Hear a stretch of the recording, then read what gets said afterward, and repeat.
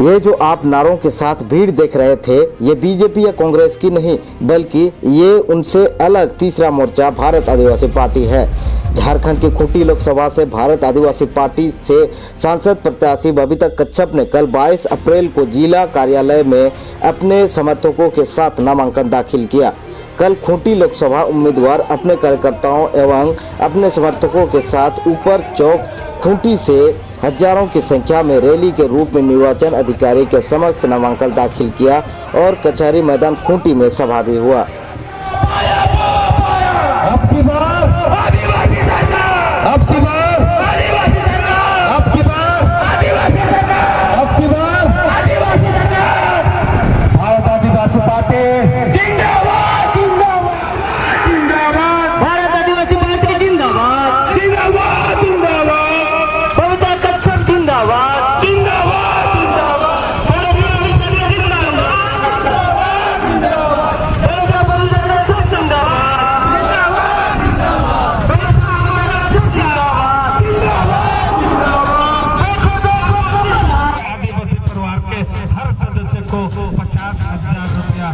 अब तक लोकसभा चुनाव में राष्ट्रीय पार्टी दो ही ज्यादातर देखने को मिलता था, बीजेपी और कांग्रेस, लेकिन अब इन दोनों से अलग राष्ट्रीय पार्टी का गठन हो चुका है, जो खूंटी लोकसभा उम्मीदवार बबीता कच्छप को चुनावी मैदान में उतारा गया है, चुनावी मैदान में उतरी है।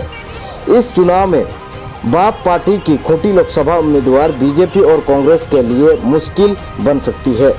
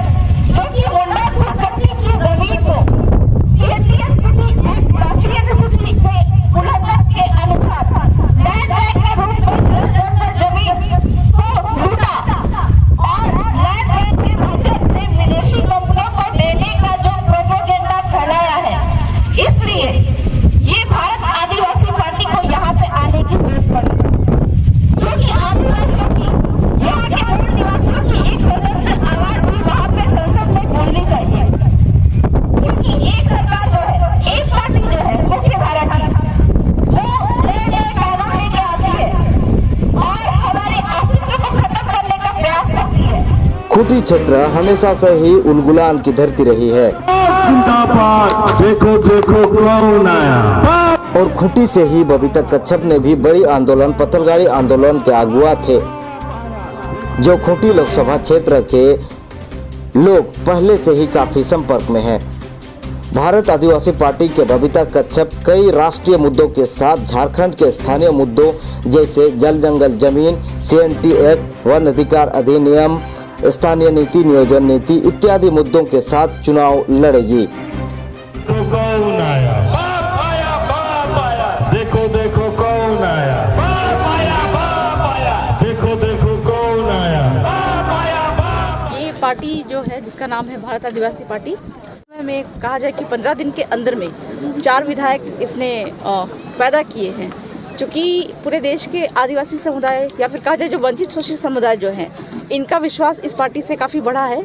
इस कारण से जो रुझान अभी झारखंड में भी देखने को मिल रहा है, काफ़ी लोग इच्छुक हैं, जिसका नतीजा आगे जाके सामने आएगा। क्या क्या मुद्दे होंगे आपके चुनाव में? मोस्टली हमारे मुद्दे जो है राष्ट्रीय तो मुद्दे हैं ही, अन्य पार्टियां जो राष्ट्रीय मुद्दों को तो रखती है, लेकिन हमारा मुद्दा यहाँ के झारखंड के आदिवासी मुद्दों को लेके है। खासकर आदिवासियों के साथ में यहाँ के मूल निवासी शोषित समुदाय जो हैं, वंचित समुदाय है, इनके लिए है। जल जंगल जमीन इसका मुद्दा हमारा प्रमुख रहेगा, जो कि कहा जाए कि पिछले रघुवर सरकार में आदिवासियों के मुंडा खुदकट्टी ज़मीन की जो CNT SPT एक्ट का उल्लंघन करके इनकी ज़मीनों को, जल जंगल ज़मीन को लैंड बैंक के माध्यम से सूचित किया गया था, जो कि असंवैधानिक है कुल मिला के। तो ये जल जंगल जमीन का जो लैंड बैंक के रूप में जो सरकार ने चिन्हित किया हुआ है कंपनी को फायदा पहुंचाने के लिए, तो इसको वापस करने का हमारा जो एजेंडा है कुल मिला के पार्टी का, जो मैनिफेस्टो में ये चीज़ें हैं। और बहुत सारे ऐसे जो नए नए कानून आए हैं, जैसे कि वन अधिकार अधिनियम का संशोधन जो लेके आए हुए हैं, कहीं ना कहीं ये आदिवासियों के लिए, यहाँ के मूल निवासियों के लिए विनाशकारी है। और एक जो महत्वपूर्ण मुद्दा यहाँ के आदिवासी मूल निवासियों के लिए है, जो कि स्थानीय नीति और नियोजन नीति, जो कि संवैधानिक कॉन्स्टिट्यूशनल अगर रहे तो बिल्कुल वो बनना ही चाहिए, क्योंकि स्थानीय नीति नियोजन नीति के अभाव में सारे कहा जाए कि खनिज भी यहाँ पे है, नौकरियाँ भी यहाँ पे है, लेकिन यहाँ के स्थानीय लोगों को मिल नहीं पाते। तो ये मेन मुद्दा हमारे रहेंगे।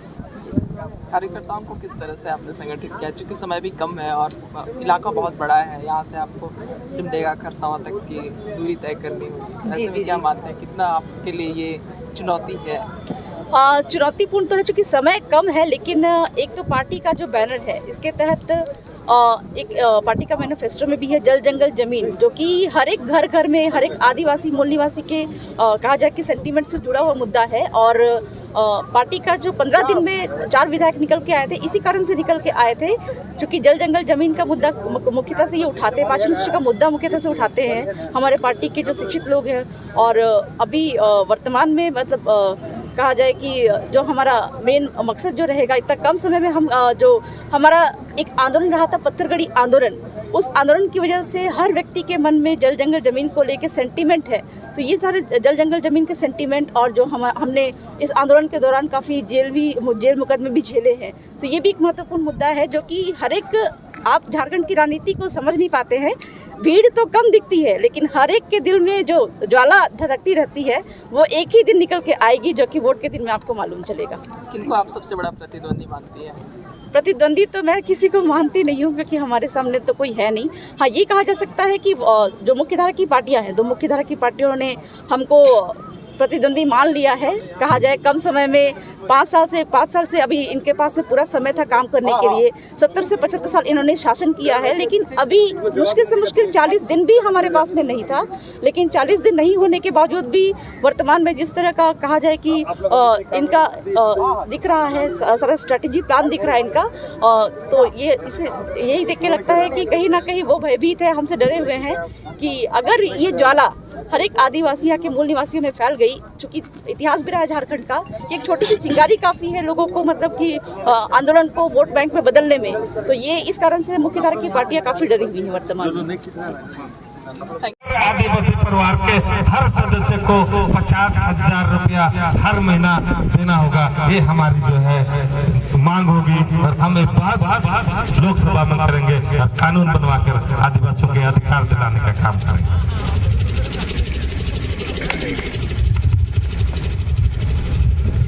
वर्षों से अनुसूची 5 का उल्लंघन करके हमारे जल जंगल जमीन को प्रदूषित कर दिया गया है, जंगलों को काट के समाप्त किया जा रहा है, जैसे हसदेव का जंगल है,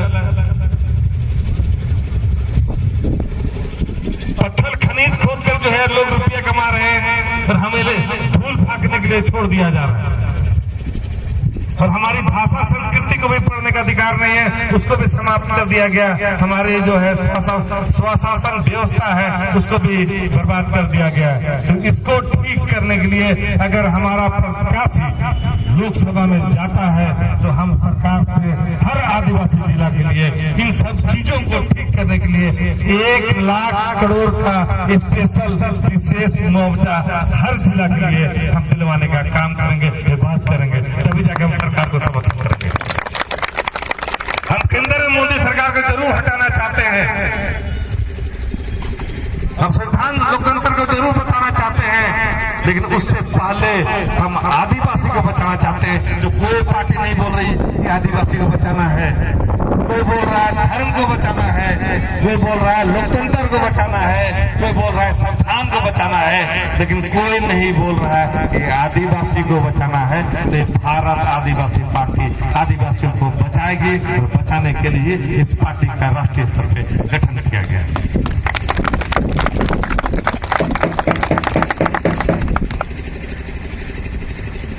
हमारी मांग था कि 5वीं अनुसूची को 6वीं अनुसूची में बदल दिया जाए, ताकि हमारे पारंपरिक ग्राम सभा को स्वतंत्र रूप से चलाने का, संचालन करने का अधिकार मिल सके। और ये मुद्दा राहुल गांधी ने भी इंडिया अलायंस से भी लिया है। तो हमारी मांग है कि जितने 5वीं अनुसूची क्षेत्र है उसको 6वीं अनुसूची क्षेत्र पे बदल दिया जाए, ताकि वहाँ शासन व्यवस्था हो और वहाँ जो है कोई भी गैर आदिवासी व्यक्ति जो इस क्षेत्र का नहीं है चुनाव नहीं लड़ सके। क्योंकि 6वीं अनुसूचित क्षेत्र पे बाहर के लोग जो स्थानीय नहीं है चुनाव नहीं लड़ सकते। अब कोकराझार बाकी असम के बहुत सारे जिला है, वहाँ जाएंगे तो आप चुनाव नहीं लड़ सकते। जो 6वीं अनुसूची है इसी तरह राहुल गांधी भी बोल रहा है। लेकिन अगर वो जीत जाते हैं तो कांग्रेस हमसे वादा करती है, लेकिन आज तक कोई वादा पूरा नहीं की है। इसलिए हमको स्वतंत्र आवाज चाहिए। आपने जो वादा किया है उसको पूरा करना पड़ेगा। ये लोकसभा में पास करने के लिए हमें स्वतंत्र आवाज में जिला से बच्चा कच्छ को जिताना है, ताकि जो है वो वादा किए हैं उसको पूरा करना ही पड़ेगा। इस पर कांग्रेस को जो आज तक वादा करके जो है वादा कभी पूरा नहीं किया। अंडमान निकोबार में इनर लाइन परमिट है, वहाँ आदिवासी क्षेत्र में गैर आदिवासी बिना अनुमति के आ जा नहीं सकते हैं, रोजगार व्यवसाय नहीं कर सकते हैं। उत्तर पूर्वी के राज्यों में इनर लाइन परमिट एक तरह से वीजा की तरह है, पासपोर्ट की तरह है।